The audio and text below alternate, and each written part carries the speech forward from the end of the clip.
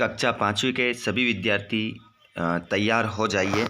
आप लोगों के लिए कक्षा 5वीं का विषय हिंदी का पेपर, देखिए वार्षिक परीक्षा का पेपर रहेगा आपका, जिसका सॉल्यूशन यहाँ पर हम देखेंगे। पूरा A to Z क्वेश्चन के आंसर भी देखेंगे। देखिए 24 फरवरी का पेपर 2025 कक्षा 5वीं विषय हिंदी का प्रथम भाषा का पेपर रहेगा आपका 24 तारीख दूसरा महीना 2025। बोर्ड पेपर का सॉल्यूशन यहाँ पर मैं आप लोगों को करवाऊंगा बच्चों। 60 नंबर का आपका पेपर रहता है।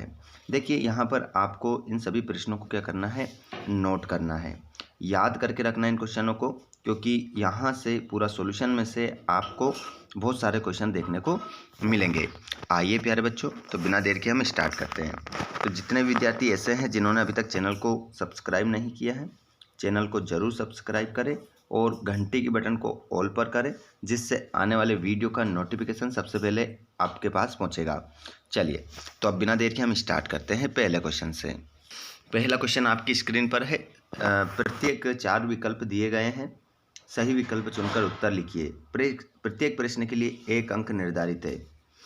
क्वेश्चन है पहला, पुष्प वनमाली से क्या कह रहा है। 1 नंबर का प्रश्न है ये।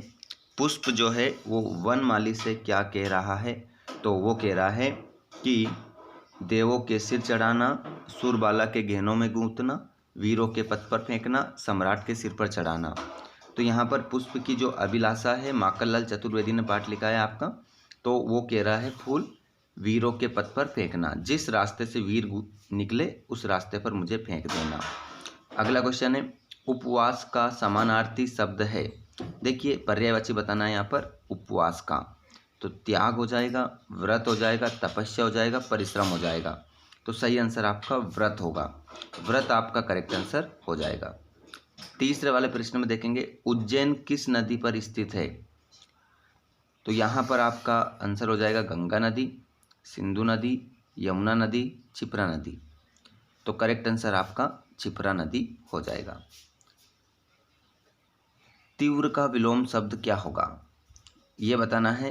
तीव्र का विलोम, विलोम मतलब उल्टा, तीव्र मतलब तेज, तो इसका विलोम क्या हो जाएगा, तीखा, तीर, मंद, तेज। तो तीव्र मतलब तेज होता है, मंद मतलब धीरे होता है, तो मंद आपका आंसर होगा। अगले क्वेश्चन को देखेंगे, एकः हंसा हंसाः श्वेत वर्ण, श्याम वर्ण, पीत वर्ण, रक्त वर्ण। तो यहाँ पर आपका जो हो जाएगा, हंस का जो रंग होता है कैसा होता है, श्वेत वर्ण। श्वेत वर्ण आपका सही उत्तर हो जाएगा। अगले प्रश्न को देखेंगे आप 6 से लेकर 10 तक आपको रिक्त स्थानों की पूर्ति करना है। उदय सिंह के बिस्तर पर सोया था। तो उदय सिंह के बिस्तर पर सोया था, बताइए कौन सोया था। सभी कमेंट बॉक्स में बताएं, आंसर बताऊंगा मैं आप लोगों को, लेकिन जितने भी क्लास में जुड़ रहे हैं वो भी आप बताएं। तो हमने इसमें आंसर बच्चों हमने पाठ पढ़ा था, दीपदान एकांकी डॉक्टर राम कुमार वर्मा ने लिखा था, और उन्होंने बताया था पन्ना धाई ने अपने बेटे को सुलाया था, चंदन। ठीक है, इस खालिस्तान में आएगा चंदन। नित्य व्यायाम करने से शरीर स्वस्थ रहता है। नित्य व्यायाम करने से स्वस्थ शरीर रहता है। अगला क्वेश्चन, उज्जैन में लगने वाले कुंभ मेले को कहते हैं। तो बच्चों उसे क्या कहते हैं, सिंहस्थ कहते हैं। उज्जैन में जो कुंभ का मेला लगता है उसे सिंहस्थ कहते हैं। उज्जैन में किसका प्रसिद्ध मंदिर है। तो बच्चों यहाँ पर आप लिख देंगे महाकाल। महाकाल का प्रसिद्ध मंदिर है। पराजय शब्द में उपसर्ग है, तो पराजय शब्द में जो उपसर्ग हो जाएगा परा, परा आपका आंसर हो जाएगा। आगे देखते हैं, पुंडलिक किसकी सेवा कर रहा था। अभी इसका आंसर बताऊंगा मैं आप लोगों को, पहले इसका आंसर देख लीजिए। वृक्ष के 2 पर्यायवाची लिखिए, तो आप लिख लीजिए पेड़, एक लीजिए तरु। ठीक है, पेड़ तरु हो जाएंगे। योजक चिन्ह का प्रयोग क्यों किया जाता है। तो देखिए योजक चिन्ह का प्रयोग इसलिए किया जाता है, आप लिख सकते हैं। योजक चिन्ह का प्रयोग इसलिए किया जाता है समानता बताने के लिए, ठीक है, या समान शब्दों का यदि प्रयोग हो रहा है तो वहाँ पर योजक चिन्हों का क्या किया जाता है, प्रयोग किया जाता है, या एक शब्द का दूसरे शब्द से संबंध बताने के लिए इसका प्रयोग किया जाता है। चलो लिखा हुआ बता देता हूँ। और सप्ताह कति वासरा, एक सप्ताह में कितने दिन होते हैं? तो बच्चों आपका आंसर हो जाएंगे 7। इसका आंसर आप 7 लिख लेंगे। ठीक है, अब इसमें से आप एक क्वेश्चन, पुंडलिक किसकी सेवा कर रहा था, ये आंसर देख लीजिए। बच्चों आप लोगों को पता है, जैसे कि मैंने आप लोगों को कौन कौन सा क्वेश्चन करवा दिया, ये करवा दिया, ठीक है, और ये करवा दिया। अब 13वां और 15वां का आंसर देख लीजिए आप, और 17वां, 18वां, 19वां, 20वां, इन प्रश्नों के उत्तर आप देख लीजिए। ठीक है, इनके आंसर क्या होंगे लिखे हुए हैं। देखिए, जो पुंडलिक भगवान विट्ठल विष्णु के अवतार की सेवा कर रहा था, ये आंसर हो जाएगा आपका। और अगला, योजक चिन्ह का प्रयोग क्यों किया जाता है?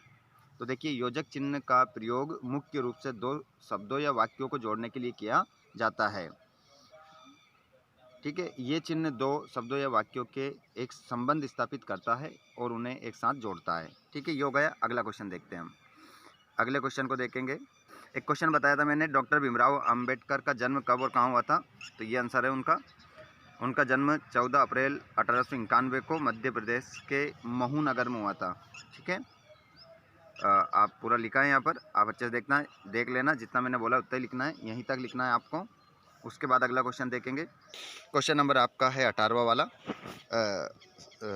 18वां वाला क्वेश्चन है, महिलाओं की सभा में अंबेडकर जी ने क्या कहा? तो इसका आंसर आप देखेंगे बच्चों। देखिए, महिलाओं की सभा में डॉक्टर भीमराव अंबेडकर ने कहा था कि महिलाओं में जागृति आई तो वे अस्पृश्य समाज के लिए बड़ी क्रांति हो सकती है। उन्होंने महिलाओं को संगठित होने और अपने अधिकारों के लिए लड़ने की प्रेरणा दी। इतना आपको लिखना है इसमें। ठीक है, अगले क्वेश्चन को देखेंगे। पंचमढ़ी किस लिए प्रसिद्ध है? ये आपका क्वेश्चन है 1900 वाला। और यहाँ पर विष दिए जाने वाले दिन सुकरात ने अपने शिष्यों को क्या शिक्षा दी थी? ठीक है, तो इसका आंसर भी आप देख लेंगे। इसका आंसर होगा आपका, ये आपका आंसर है। जब सुकरात को विष दिया गया तो उन्होंने अपने शिष्यों को एक महत्वपूर्ण शिक्षा दी। उन्होंने कहा कि मृत्यु को डरने की ज़रूरत नहीं, मृत्यु से डरने की ज़रूरत नहीं है, बल्कि ये जीवन का एक स्वाभाविक हिस्सा है। चलिए अगला क्वेश्चन देखते हैं, प्रश्न नंबर 20। तो प्यारे बच्चों, आप लोगों ने क्वेश्चन जो है 19 तक देख लिया है और 20 तक भी देख लिया है। और प्रश्न नंबर 21, अपने मामा जी की शादी में सम्मिलित होने के लिए इंदौर जाने हेतु प्रधान अध्यापक महोदय को 5 दिवस का अवकाश के लिए प्रार्थना पत्र लिखिए। तो देखिए, इसका आंसर मैं आप लोगों को लिखा हुआ बता देता हूँ। यहाँ पर देख सकते हैं, सेवा में श्रीमान प्रधान अध्यापक महोदय, देख सकते हैं आप पूरा। ये 2 दिन की जगह आप क्या लिख लेंगे? 5 दिन।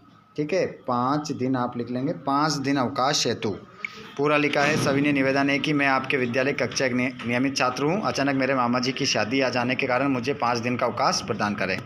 ठीक है, ये पूरा लिख लेना। उसके बाद में देखिए अगला क्वेश्चन। अगला प्रश्न है बच्चों आपका 22वां, परि और अन उपसर्ग लगाकर 2 शब्द बनाना है। तो परि से परिभाषा बन जाएगा, एक परिवार बन जाएगा, परिवार। एक अन उपसर्ग लगाकर अनजान बन जाएगा, अनजान। और एक बन जाएगा अनभिज्ञ, अनभिज्ञ बन जाएगा। ठीक है, उसके बाद क्वेश्चन नंबर आपका 23 रहा, मुझे तोड़ लेना वनमाली, उस पथ पर तुम देना फेंक, मातृभूमि पर शीश चढ़ाने जिस पथ जाए वीर अनेक।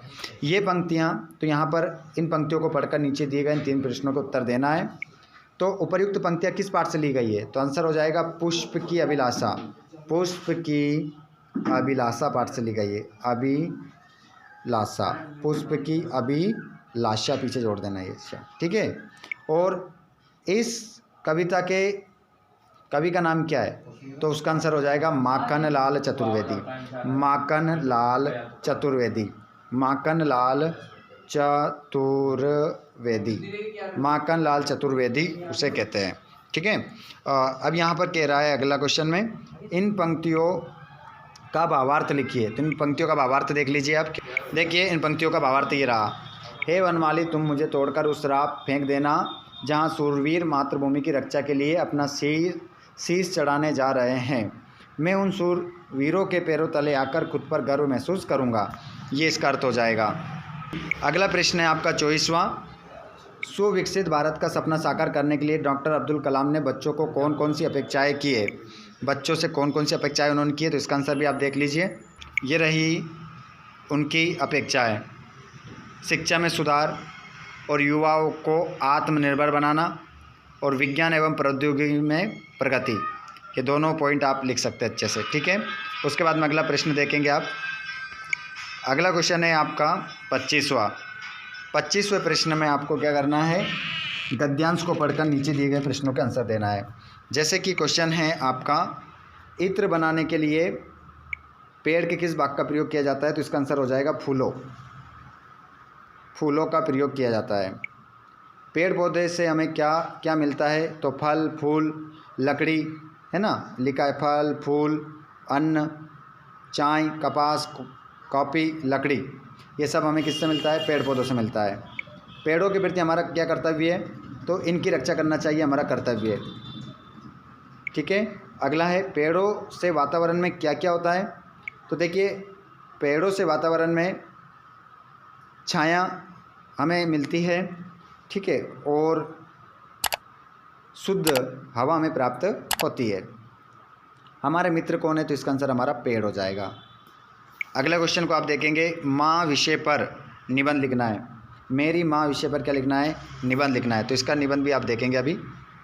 और जितने भी स्टूडेंट क्लास में जुड़ रहे हैं सभी को शेयर ज़रूर करें और चैनल को सब्सक्राइब करके रखें ताकि आने वाले वीडियो का नोटिफिकेशन आपको मिल सके। चलिए निबंध देख लीजिए।